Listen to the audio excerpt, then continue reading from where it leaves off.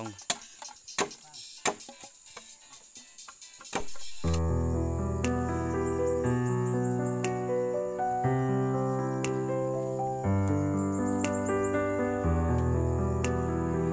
Đây là em cắm trại trên rừng đã có lán rồi.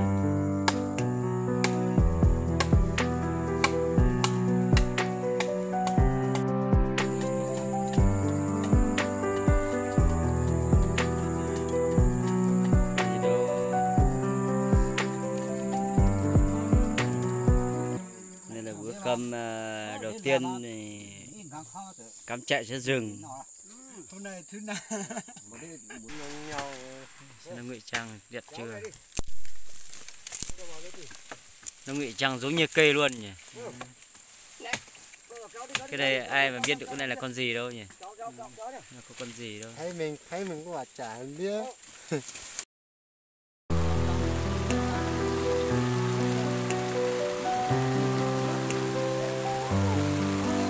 Buồn thật các bạn ạ.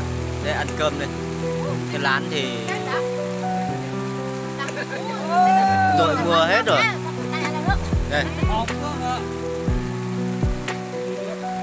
Đây là buồn thật đấy. Vừa ăn cơm vừa khóc.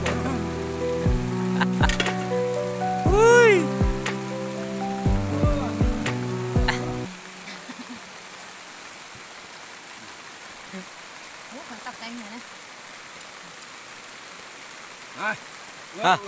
Biki đó đâu? Biki nhé.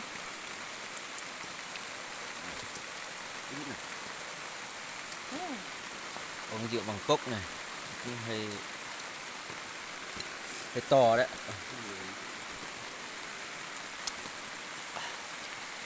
Miếng cơm có liều hả nó cơm. Bây giờ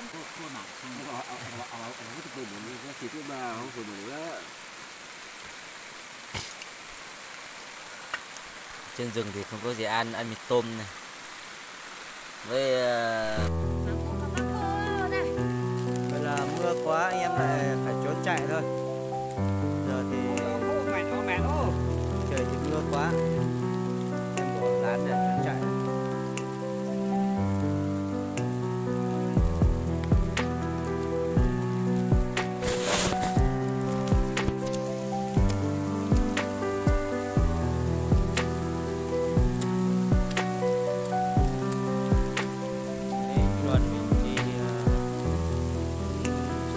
Ba ngày rồi. Để trốn chạy về thôi. Trời đang mưa to.